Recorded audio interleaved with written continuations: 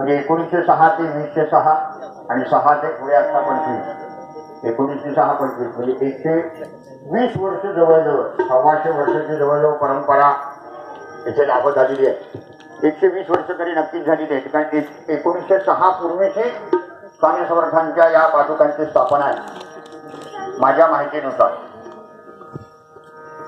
प्रत्यक्षात स्वामी समर्थांच्या पादुका इथे आहेत म्हणून स्वामी समर्थांचा नामघोष या ठिकाणी मी जास्त प्रमाणात तुमच्या मुखातून होतो. आणि प्रचलित आहे ते सगळीकडे दत्त मंदिर चिपळूणच्या मार्कंडी मठामध्ये, म्हणजे मार्कंडीला जो मठ आहे स्वामी समर्थांचा त्याचीच या मठाची ही दुसरी शाखा आहे असं म्हणूया. मग त्यावेळेच्या इकडे आणि इकडची मंडळी तिकडे उत्सवाला जाता येता यावी म्हणून त्यावेळेपासून ही केलेली परंपरा आहे की पाडव्याच्या दुसऱ्या दिवशी चैत्र प्रतिपदेला स्वामींचा जन्मोत्सव असतो. प्रगट दिन ज्याला म्हणतो तो चिपळूणच्या मार्कंडी मठामध्ये इथे प्रगट दिन साजरा केला जातो. आणि आपल्या इथे जरी प्रत्यक्ष स्वामींच्या पादुका जरी असल्या तरी स्वामी म्हणजे प्रत्यक्ष दत्तात्रयांचाच अवतार आहे. त्यामुळं इथे दत्त जन्माचा उत्सव साजरा केला जातो. आणि आपण सर्व स्वामी भक्त दत्त भक्त मोठ्या उत्साहानं आपण ह्या जन्मोत्सवाला या ठिकाणी उपस्थित आहोत. अर्थात आत्ताच मी दरवर्षीच म्हणा हा अभंग घेतो, पण पूर्वरंगच्या वेळेला इथली एक महती वेगळी आहे. माझा अनुभव गेल्या 20 वर्षातला वेगळा आहे. 6:30 किंवा 6:45 ते 7:15 या अर्ध्या तासामध्ये त्या सद्गुरूंच्या स्वामींच्या कृपेने दत्तात्रयांच्या कृपा आशीर्वादानं त्या जन्मोत्सवाच्या वेळेला कुठून सगळी भक्त मंडळी उपस्थित होते हे त्यांनाच माहिती. अगोदर 5 वाजता जरी कीर्तनाला सुरुवात करायची म्हटली तरी श्रोता वर्ग इथे नाही. त्यामुळं कीर्तनाला लवकर सुरुवात करूनही उपयोग नाही. कारण सुरुवातीला अगदी पहिल्यांदा 7:30 पावणे 8ला जन्मकाळ व्हायचा. आम्ही थोडा मागे आणून 7:15 वरती आलो. सकाळी मनुजा जन्मून केले सकाळ घालवी रेव या पौषणी काया सेवणी गही तुझ काय मनुजा जन्मून केले सकाळ. अशा अभंगामध्ये आपल्याला उपदेश सांगितलेला आहे की आपल्याला हा नरदेह म्हणजे मनुष्य जन्म प्राप्त झालेला आहे. आणि या मनुष्य जन्माचं सार्थक होण्यासाठी आपण परमेश्वरावरती नितांत सद्गुरूंवरती आपल्या स्वामी महाराजांवरती जर नितांत श्रद्धेने एखादी गोष्ट केली तर त्याचं फळ आपल्याला नक्की मिळतं. स्वामी समर्थांच्या लीला ज्या आधार आहेत त्याचाच एक दृष्टांत सांगतो. म्हणजे स्वामींवरती ज्यांची श्रद्धा आहे आणि श्रद्धेनं त्यांची जे लोक मंडळी सेवा करतात, भक्त मंडळी सेवा करतात, त्यापैकी एक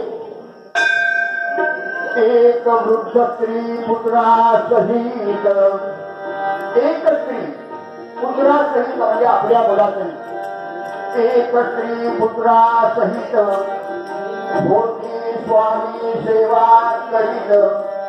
म्हणजे अक्कलकोट स्वामींची सेवा करायची. आणि का सेवा करायची त्याच्या पाठीमागे हेतू असा होता. एकच मुलगा होता परंतु तो अंध होता.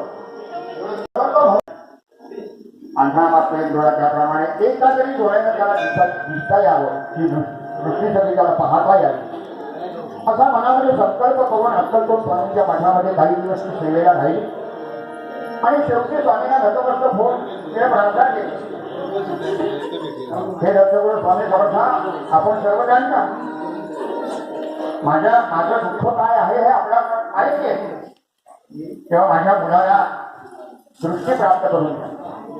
स्वामीने सांगितलं प्रतीती पहावयासी आलो हो. काही दिवस 4 दिवस गेल्यानंतर स्वामींची प्रतीती पाहण्यासाठी 4-5 ब्राह्मण काशी म्हणा किंवा अन्य ठिकाणावरून आले.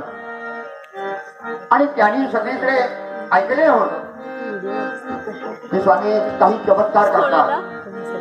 जो मुका आहे त्याला वाचा देतात, जो पांढरा आहे त्याला काढायला लावतात, जो अंध आहे त्याला दृष्टी देतात. अशा सगळ्या गोष्टी प्रभू दत्तात्रयांच्या कृपा आशीर्वादानं भक्त मंडळींना प्राप्त झालेले आहे. हे सगळं त्या ब्राह्मणाने ऐकलं होतं. मग खरोखर काय आहे ते आपण पाहावं.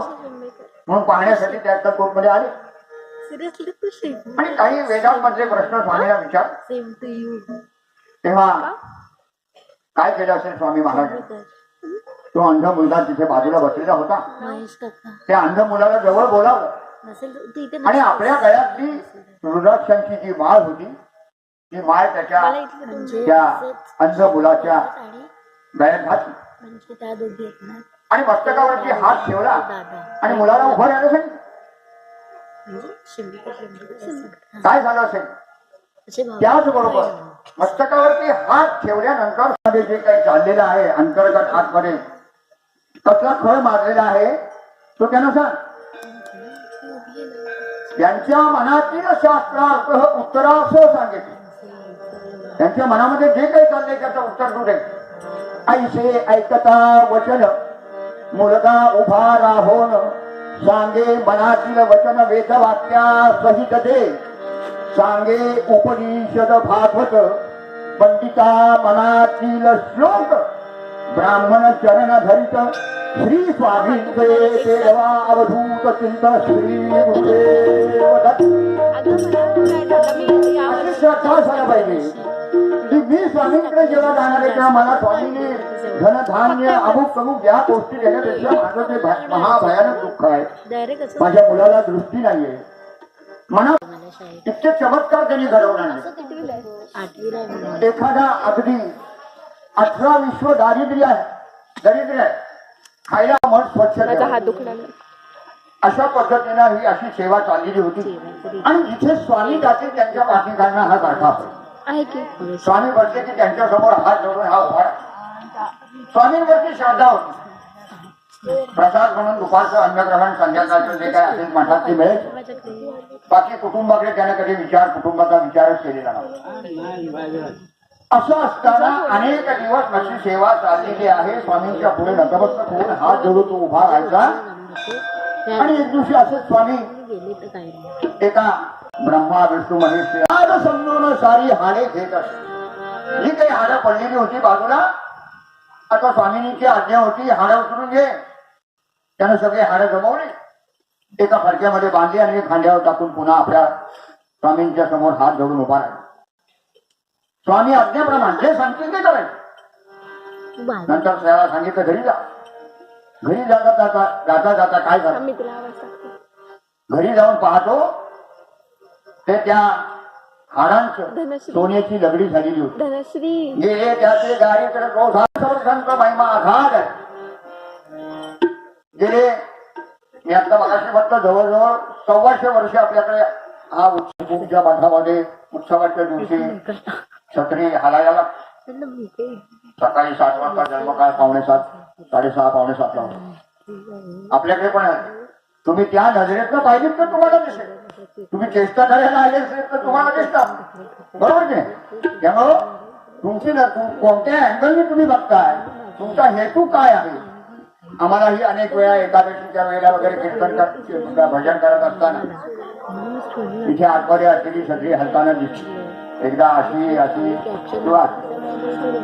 आपण श्रद्धेनं बघितलं तर नक्की थोडक्यात सांगायचं असं की मनुष्य जन्म आपल्याला प्राप्त झालेला आहे. या मनुष्य जन्मामध्ये कारण आता वेळ कमी आहे, पाऊण तासच आहे. पूर्वरंग थोडक्यात देतो. परमेश्वरानं आपल्याला हा नरदेह प्राप्त करून दिलेला आहे. या नरदेहाचं सार्थ होण्यासाठी, कारण इतर अन्य कुठल्याही पशु पक्षी प्राणी मात्रांना परमेश्वराची सेवा करण्याची संधी नाही. आपल्या मनुष्य जन्माला तेवढी